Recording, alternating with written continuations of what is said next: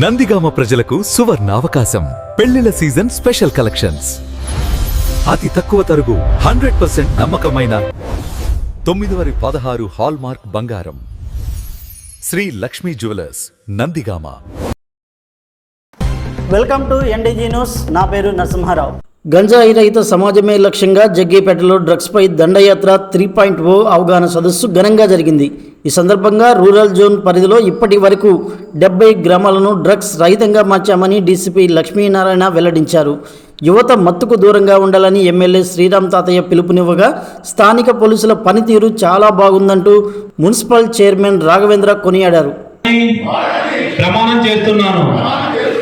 నేను నా కుటుంబ సభ్యులు, స్నేహితులు మరియు పరిచయస్తులకు ఎటువంటి మత్తు పదార్థములు, డ్రగ్స్, మాదక ద్రవ్యాలు వినియోగించకూడదని సూచిస్తున్నాను.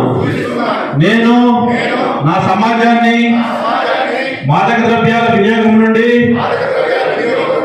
రక్షించుటకు ప్రయత్నిస్తానని అవగాహన, చైతన్యం కలిగిస్తూ మాదక ద్రవ్యాల నివారణకు నా వంతు కృషి చేస్తానని మీ అందరి సమక్షంలో భరత మాట సాక్షిగా, నా ఆత్మసాక్షిగా ప్రతిజ్ఞ చేస్తున్నాను. జై హింద్. డ్రగ్స్పై దండయాత్ర 3.0 కార్యక్రమం జరుపుకుంటా ఉన్నాం.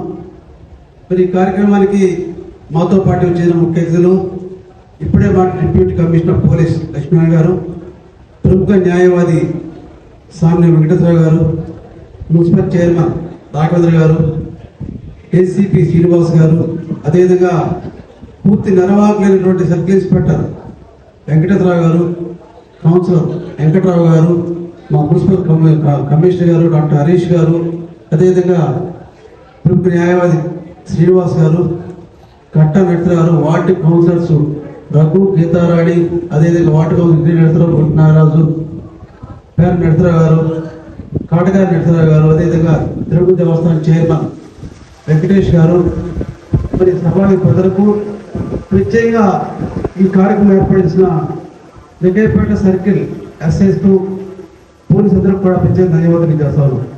మరి కార్యక్రమం చేసినటువంటి ఆశా వర్కర్స్, సచివాలయ ఎంప్లాయీస్, అదేవిధంగా పోలీసు, పాత్రికేయులందరికీ పేరు పేరు ధన్యవాదాలు. నిజంగా ఈరోజు పోలీసుకి ఇంత అవసరమా? డ్రగ్స్ మీద దండయాత్ర అనేది నిజంగా అవసరమా? మనకు కూడా ఇంత ఇవ్వాల్సిన అవసరం ఉందా అని ఒక్కసారి ఆలోచిస్తే, నిజంగా ఎవరైనా డ్రగ్స్ తీసుకుంటే వాడు నాశనం అయిపోతాడు, లేదా కుటుంబం మొత్తం పాడైపోతుంది. అంటే ఆరోగ్యం కావచ్చు, ఆరోగ్యపరంగా కావచ్చు, విధాలుగా మనం ఎందుకు బాధ్యత తీసుకున్నాం? ప్రతి ఒక్కరి బాధ్యత, సామాజిక బాధ్యత. ఎవరైనా కానీ డ్రగ్ తీసుకొని గంజాయి కావచ్చు, మద్యం కావచ్చు, మనకి ముందు కావచ్చు తీసుకున్నప్పుడు వాడు చేసేటువంటి అరాచకాలు కావచ్చు, నేరాలు కావచ్చు, సమాజం ప్రతి ఒక్కరు కూడా ఎఫెక్ట్ అవుతాం. నిజంగా మరి ఈరోజు చూస్తా ఉన్నాం. ఇందాక మరి పోలీసు చెప్పినప్పుడు డీసీపీ గారు చెప్పినా, ఏసీపీ గారు చెప్పినప్పుడు కూడా ఎక్కువ నేరాలు ఎవరైతే డ్రగ్స్ కావచ్చు, మద్యం తీసుకున్న వాడే. హత్యలు, అత్యాచారాలు, దొంగతనాలు, యాక్షన్స్ ఇన్ని కూడా ఎక్కువ శాతం ఎవరైతే డ్రగ్స్ తీసుకున్నారో, ఎవరైతే మద్యం తీసుకున్నారో వాళ్ళని జరుగుతూ ఉంది. అది వాళ్ళ వల్ల ఆ ప్రమాదం సమాజంలో మనకు కావచ్చు, మన కుటుంబ సభ్యులు కావచ్చు, వాళ్ళ కుటుంబం కావచ్చు, పూర్తిగా కొలాప్స్ అయిపోతుంది. ఇటువంటి తరుణంలో మనందరం కూడా చాలా బాధ్యతగా, ప్రతి ఉద్యోగి, ప్రతి ప్రజాప్రతినిధి, ప్రతి ఒక్కరు కూడా చాలా బాధ్యతగా మనందరూ కూడా కర్తవ్యం పాటించారు. అయితే ప్రత్యేకంగా ఇందాక లాయర్స్ ఇద్దరు చెప్పారు, సార్ వెంకటేశ్వర గారు కానీ అదేవిధంగా జేఎస్ అని చెప్పినప్పుడు, అంటే ఏ విధంగా డ్రగ్స్ తీసుకుంటే ఎటువంటి శిక్ష పడతాయని చెప్పి విషయం మీద చాలా క్లుప్తంగా చెప్పారు. అంటే పోలీసు వారు కేసు కడితే ఏ విధంగా శిక్ష పడుతుందని చెప్పి విషయం మీద చక్కగా చెప్పారు. డాక్టర్ హరీష్ గారు చెప్పారు, అంటే డ్రగ్ తీసుకున్నప్పుడు వాళ్ళకి మానసికంగా ఏ విధంగా బ్రెయిన్ మీద కావచ్చు, హార్ట్ మీద కావచ్చు, లంగ్స్ మీద కావచ్చు, లివర్ మీద కావచ్చు, ఏ విధంగా ఆర్గాన్ దెబ్బతింటని చెప్పి డాక్టర్ ఎక్స్ప్లెయిన్ చేశారు. ఇందా మా గీతారాణి కానీ రవి చెప్పినప్పుడు సమాజానికి ముందు తీసుకోవడం వల్ల ఏ విధంగా యాక్సిడెంట్ అవుతా ఉన్నాయి, ఏ విధంగా తల్లిదండ్రులు అరెస్ట్ చేస్తున్న విషయం మీద అంటే ప్రతి ఒక్కరు కూడా బాధ్యత ఈరోజు చూస్తాను. ఇందాక లాయర్ గారు మాట్లాడుతున్నారు చెప్పారు, విజయవాడ మధ్య యాక్సిడెంట్ జరిగింది. కారు ఒకళ్ళు డాష్ ఇచ్చుకున్నారు. దాంట్లో అప్పీల్ చేస్తే ఒకటి పూర్తిగా డ్రగ్ ఎడిక్ట్. ఎవరైతే బాగా డ్రగ్స్ ఉన్నాయో వాళ్ళు ఏం చేస్తున్నారు విషయం ఎవరికి తెలియదు. ఆ విధంగా పూర్తిగా డ్రగ్స్కి బానిస అయ్యి ఆ విధంగా చేసేది చెప్పి అంటే డ్రగ్స్ తీసుకోవడం ఏ విధంగా ప్రవర్తిస్తున్నారు. నిన్న సాగర బజార్కి వెళ్ళా, తండ్రి చనిపోయాడు, తల్లిని కొడుకు ఏ విధంగా హెరాస్మెంట్ చేస్తున్నాడంటే డబ్బులు కావాలంట, మోటార్ సైకిల్ కొనుక్కోవాలి. తండ్రి చనిపోయి 10 రోజులు అయింది, వాడు తల్లిని విపరీతంగా హెరాస్ చేస్తా ఉన్నాడు. అంటే వాడు దేనికంటే బాగా మద్యం తాగి గంజాయి తాగి పట్టు పూర్తిగా తల్లిని హెరాస్మెంట్ చేస్తారు. అంటే అటువంటి వాళ్ళు ఐడెంటిఫై చేసి మన పోలీసుకి మన కౌన్సిల్ ఇవ్వడం అయితే పోలీసు వారికి తెలియజేయడం. నిజంగా ఈ మధ్య ఒక పేపర్ చదివా, రమణ మహర్షి దగ్గరికి ఒక ఆడ మనిషి వెళ్ళి రమణ మహర్షి దర్శనం కూసపోయిందట. వెళ్ళినప్పుడు 1 రోజు 2 రోజు దర్శనం దొరకలా. 3వ రోజు రమణ మహర్షి దర్శనం దొరికింది. అయితే ఆ ఆడ మనిషి కళ్ళు కనపడవు. అమ్మ నీ కళ్ళే కనపడవు కదా, నేను ఎందుకు చూస్తావు ఇచ్చామ్మా అని చెప్పంటే ఆమె చెప్పిన మాట ఏంటంటే, మాకు మీరు కనపడటం కాదు, మీ యొక్క దృష్టి నా మీద పడాలి అని చెప్పి రమణ మహర్షితో ఆడ మనిషి అందట. అంటే కళ్ళు కనపడిపోయినా ఆ రమణ మహర్షిని చూడడానికి వెళ్ళింది. అయితే ఆ సందర్భం రమణ మహర్షి ఏం చెప్పాడంటే, ప్రతి ఒక్కళ్ళు కూడా బాధ్యత, కర్తవ్య బాధ్యత, సామాజిక స్పృహ, సామాజిక బాధ్యత, సేవ దృక్పథం ఉంటే దానికన్నా దైవభక్తి లేదు అని చెప్తున్నారు. మనందరూ కూడా కర్తవ్య బాధ్యత, పోలీస్ కావచ్చు, యాజ్ ఏ సిటిజన్ కావచ్చు, లేక కౌన్సిలర్ కావచ్చు, ఎమ్మెల్యే కావచ్చు, ఎవరైతే బాధ్యత ఏంటంటే సమాజంలో ఎవరు జరుగుతుంటే సామాజిక స్పృహతో దాన్ని అరికట్టడం కోసం పోలీసులకు తెలియజేయడం, ఏదో చేసి దాన్ని అరికట్టడం కోసం మనం బాధ్యత చేయాలని చెప్పి రమణ మహర్షి మాట ప్రతి ఒక్కరు గుర్తుంచుకోవాలి.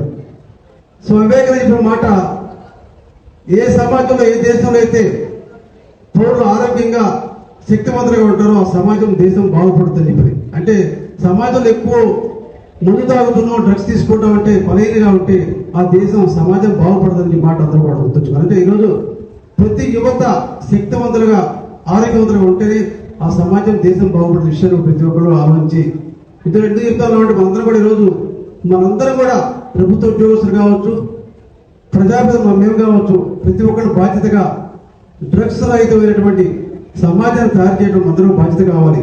లేని పక్షంలో రాబోయే రోజుల్లో ఏమి జరుగుతాయో, సమాజం ఏమైతుందో ఈరోజు చూసిన విధంగా అగ్రదేశంగా అనిపించేటువంటి అమెరికా దేశంలో కూడా చాలా మంది మేధావులు కానీ వాళ్ళకి శక్తివంతులు కాదు. దానికి కారణం వాడు విచ్చలవిడిగా తీసుకునే మద్యం కావచ్చు, విచ్చలవిడి వాడే డ్రగ్స్ కావచ్చు. మన భారతదేశం ఈ విధంగా ఇప్పటికీ చాలా శక్తివంతులుగా ఉన్నాం. ఈ విధంగా కొనసాగితే రాబోయే రోజులు మన భారతదేశం కూడా అమెరికా లాంటి ఇతర దేశాల్లో ఉన్న పాశ్చాత్య దేశాల్లో మనం కూడా మారిపోయే ప్రమాదం ఉంది. కాబట్టి ప్రతి ఒక్కరు కూడా బాధ్యతగా డ్రగ్స్ రహితమైనటువంటి సమాజాన్ని తీర్చిదిద్దడానికి అందరూ కూడా ప్రయత్నం చేయాలి. ప్రత్యేకంగా మన డీసీపీ లక్ష్మణ్ గారు పెనాల్టీ వేసిన దానికన్నా హెల్మెట్ ఇప్పించడం అనేది ఒక మంచి సాంప్రదాయం.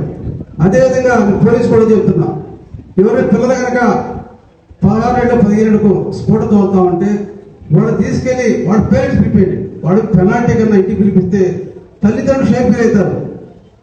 మా పిల్లల విధంగా ర్యాష్ డ్రైవ్ చేస్తామంటే వాళ్ళ తల్లిదండ్రుల బాధ్యత తప్పకుండా ఆ ర్యాష్ డ్రైవింగ్ కానీ ఇంత గీతలు అని చెప్పాడు, చిన్నపిల్లడు స్ఫోటతో అంటే ఖచ్చితంగా యాక్షన్ జరుగుతాయి. ఈరోజు డిగ్రీ చదివే వాళ్ళకున్న 10th క్లాస్ ఇంటర్మీడియట్ చదివే పిల్లలే బాగా మోటార్ స్పీడ్ టీం మనకి జగ్గపేటలో ఉంది. ఇది నా ఒక్కడి ఉద్దేశమే కాదు. నిన్న కౌన్సిల్ మీటింగ్ జరిగింది సార్ మాకు. ఆ కౌన్సిల్ మీటింగ్లో మా కౌన్సిలర్స్ అందరూ అడిగేది ఏంటంటే, చాలా అద్భుతమైన టీం ఉంది, ఇదిగోనే టీంని మా కౌన్సిల్ మొత్తం కూడా ఎప్పుడూ చూడలేదు. దానికి ఫస్ట్ మా అందరి తరఫున, కౌన్సిల్ జగ్గపేట మున్సిపాలిటీ తరఫున, మా అందరి తరఫున కూడా we all love you sir. మేమందరం కూడా జగ్గపేట పోలీసులతో అందరితో కూడా లవ్లో పడ్డాము. Thank you, wonderful team sir. And ఇంకొక విషయం ఏంటంటే సార్, జగ్గపేట పోలీసులు బ్యూటిఫుల్గా ఉన్నారు, కానీ ఇప్పుడు మనం చూస్తే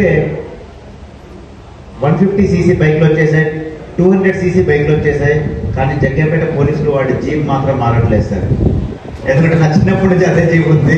కొంచెం ఇంకా మంచి జీప్ ఇస్తే ఇంకా బ్యూటిఫుల్గా పనిచేస్తారు అని చెప్పి ఒకటి కోరుకుంటున్నాం. మీ అందరు మా అందరి తరఫు నుంచి అదొక చిన్న request sir.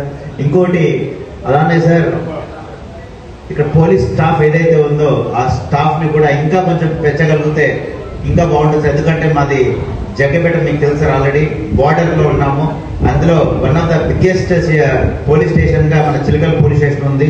So and traffic చాలా జగ్గపేటలో కూడా పెరిగిపోయింది. ట్రాఫిక్ ఎస్ఐలు వాళ్ళు చూస్తే ఒక ఎస్ఐ అలానే 2-3 ఉంటున్నారు. కన్సిడరింగ్ ద సమ్మర్ సీజన్ అలానే హాలిడేస్ చాలా మంది ట్రాఫిక్ పోలీసులు కావాల్సి వస్తుంది. కాబట్టి ట్రాఫిక్ పోలీసులు కానివ్వండి, యాక్చువల్గా మన నార్మల్ పోలీస్ ఎవరైతే ఉంటారో వాళ్ళని కూడా స్టాఫ్ కూడా ఇంకా కొంచెం పెంచితే వీ కెన్ మేక్ వండర్స్ అని చెప్పి విత్ మీ యొక్క లీడర్షిప్లో ఇంకా అద్భుతమైన మార్పులు జగ్గపేటలో వస్తాయి. ఈ అందరికీ కృషి చేస్తున్నాం. మీ అందరికీ కూడా ధన్యవాదాలు. Thank you. జై హింద్. Thank you sir.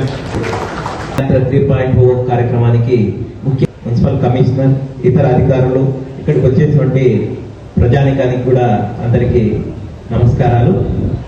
ముఖ్యంగా గౌరవ commissioner of police S V Rajasekhar Babu IPS ఆదేశాల ప్రకారంగా ఏదన్నా లా అండ్ ఆర్డర్ ఇష్యూ వస్తుందంటే లేదా క్రైమ్ జరుగుతూ ఉందంటే దానికి ప్రధాన కారణము మత్తు. ఈ మత్తు గత కాలంలో నెగ్లెక్ట్ చేయడం వల్ల గంజాయి వీధికి వాడలా విస్తరించి ఉండడం వల్ల దీన్ని నిర్మూలన చేస్తే లా అండ్ ఆర్డర్ కంట్రోల్లో ఉంటుంది. తద్వారా ఈ యొక్క ప్రాంతాలన్నీ అభివృద్ధి చెందుతాయని సదుద్దేశంతో జనవరి నెలలో 1.0లో మొత్తం అవగాహన కార్యక్రమాలు చేశాము. ఒక 5 మహిళా మండలతో మొత్తము అన్ని జిల్లా అంతటా కూడా సైకిల్ యాత్ర చేపడుతూ కాలేజీలు ఊర్లు అన్ని తిరుగుతూ అందరికీ గంజాయి తీసుకోవడం వల్ల జరిగేటువంటి నష్టాలను వివరించడం జరిగింది. తర్వాత అంతటితో వదిలేయకుండా పాత నెరస్తులు ఎవరున్నారు, గంజాయి సప్లయర్స్ ఎవరున్నారు, ఇవన్నీ లిస్ట్ తీసేసి సెంటర్లకు పంపించడం జరిగింది. అంతటితో ఊరుకోకుండా ఇంకా అన్ని గ్రామాలను జల్లెడ పట్టేసి ఎవరెవరు ఎక్కడ ఈ యొక్క గంజాయిని సప్లై చేసే వాళ్ళు కానీ తీసుకునే వాళ్ళు ఉంటే కనుక వాళ్ళందరినీ కూడా నిర్మూలించి ఈ యొక్క ప్రాంతాలన్నిటిని కూడా విలేజ్లను యూనిట్గా తీసుకొని ఈ యొక్క ప్రాంతాలని గంజాయి రహిత గ్రామాలుగా అనౌన్స్ చేసుకుంటూ వెళ్తూ ఉన్నాము. అందులో భాగంగానే నిన్న సాయంత్రం వరకు సుమారుగా ఈ రూరల్ జోన్ పరిధిలో ఉండేటువంటి 70 గ్రామాలను అనౌన్స్ చేయడం జరిగింది. అందులో నందిగామ సబ్ డివిజన్ లో 57 గ్రామాలు, అదేవిధంగా మైలవరం సబ్ డివిజన్ లో సుమారుగా 13 గ్రామాలను ఇప్పటి వరకు కూడా గంజాయి రహిత గ్రామాలుగా అనౌన్స్ చేసుకుంటూ వచ్చాము. అందులో భాగంగానే ఈ రోజు జగ్గయ్యపేట పట్టణానికి రావడం జరిగింది. ముఖ్యంగా ఇందులో ప్రజల సహకారం చాలా అవసరం. మాకు ఉన్నటువంటి ఇన్ఫర్మేషన్ ప్రకారంగా ఎవరెవరైతే పాత కేసుల్లో ఉన్నారో లేదంటే కనుక ఎవరైతే ఇట్లా తాగి సప్లై చేస్తున్నారో అని చెప్పేసి ఇన్ఫర్మేషన్ తో అందరినీ పట్టుకుంటున్నాం. కానీ ఇంకా ఎవరన్నా మన రాడార్కు దొరకకుండా తప్పించుకు తిరిగే వాళ్ళను ప్రజలే మీరు పట్టించేసి దానికి తగిన పారితోషికం కూడా అనౌన్స్ చేయమని చెప్పేసి సిపి గారు అన్నారు. కాబట్టి మన ప్రాంతాల్లో మన కాలనీలో ఎవరన్నా ఇంకా దొరకకుండా ఉంటే కనుక ఖచ్చితంగా పోలీసు వారికి ఇన్ఫార్మ్ చేయండి. మేము ఈ యొక్క వీటి పట్ల చర్య తీసుకుంటాము. ఇంకా తర్వాత ఈ మేము పోలీసుగా ఎదుర్కొనేటువంటి రెండవ అతిపెద్ద ప్రధాన సమస్య రోడ్డు ప్రమాదాలు. 15 పోలీస్ స్టేషన్ల పరిధిలో ప్రతిరోజు దాదాపుగా 2 చనిపోతున్నారు.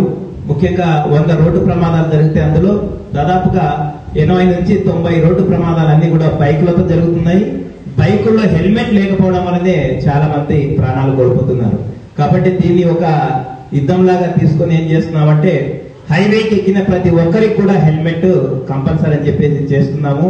అందులో భాగంగానే ప్రతిరోజు మార్నింగ్ ఈవినింగ్ మినిమం 2 గంటలు రోడ్లపై నిల్చొని అందరికీ కూడా హెల్మెట్లను కొనిచ్చే కార్యక్రమం చేపట్టాము.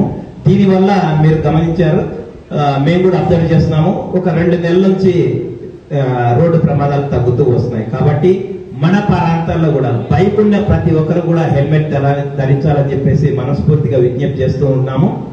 తర్వాత 3వ ప్రధాన సమస్య ఏంటంటే సైబర్ నేరాలు. ఎంతగా అయిందంటే గతంలో మనకి డబ్బు ధనము తర్వాత బంగారం ఇవన్నీ కూడా రూపంలో ఉండేది. కానీ నేడు అదే డబ్బు మన సెల్ ఫోన్ లోకి వచ్చింది. సైబర్ నేరగాళ్ళు ఏం చేస్తున్నారంటే మన యొక్క సెల్ ఫోన్ నంబర్ ను తీసుకొని దానికి ఇట్లా ఆధార్ అప్డేట్ చేయాలా, కేవైసీ అప్డేట్ చేయాలా, లేదా లోన్లు వచ్చాయని చెప్పేసి మనల్ని మాయపుచ్చి మన దగ్గర ఓటీపీ నంబర్లు తీసుకొని మన యొక్క అకౌంట్ ఖాళీ చేస్తున్నారు. కాబట్టి మన ప్రాంతాల్లో ఎవరు కూడా సైబర్ నేరాల బారిన పడకుండా ఉండడానికి మనం ఖచ్చితంగా అన్నోన్ లింకులను క్లిక్ చేయకపోవడము, అదేవిధంగా ఏమైనా ఏపీకే ఫైల్స్ వస్తే కనుక వాటి జోలికి వెళ్ళకూడదని చెప్పేసి మనస్ఫూర్తిగా కోరుకుంటూ ఈ యొక్క అవకాశం ఇచ్చినటువంటి పెద్దలకు ధన్యవాదాలు తెలుపుతాను.